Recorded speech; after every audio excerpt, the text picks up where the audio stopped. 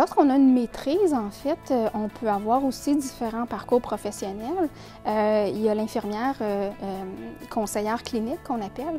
L'infirmière en conseil clinique, c'est une infirmière qui va être qui va être en lien avec les patients, mais plus souvent au niveau du développement de certains programmes.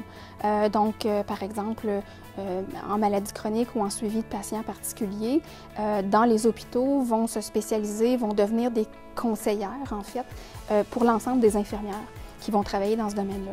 Les super infirmières qu'on entend souvent parler, c'est des infirmières qui vont aller faire un cours particulier qui va leur permettre d'avoir des actes réservés qui sont réservés en fait aux médecins.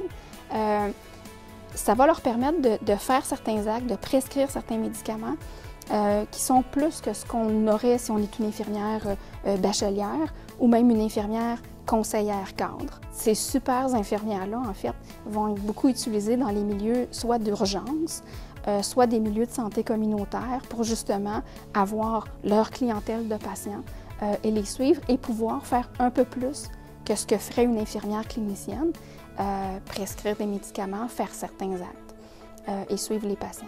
La super infirmière a tout d'abord un bac en sciences infirmières. Elle doit faire après ça 2 années de maîtrise intensif.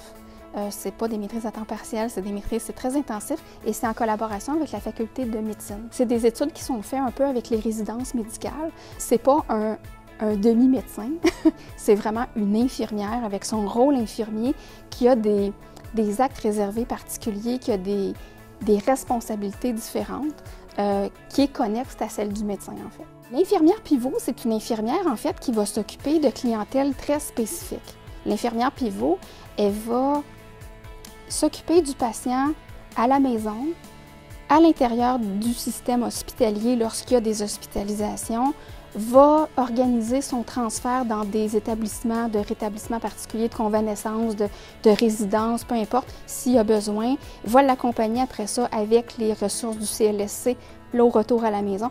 Donc, c'est quelqu'un qui va voir le continuum complet, en fait, de l'épisode de soins, c'est comme ça qu'on appelle ça, du patient, de la maison à la maison, j'ai envie de dire.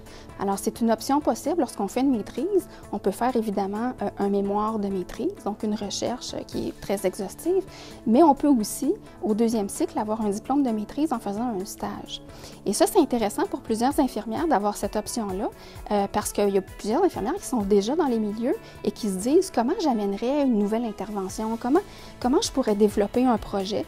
Et elles viennent à la maîtrise à ce moment-là et elles font un stage. C'est très concret à ce moment-là et c'est souvent même dans leur milieu clinique. Alors, elles apportent au milieu en faisant leurs études supérieures. Alors, c'est un bon cheminement professionnel et c'est gagnant pour les 2 parties.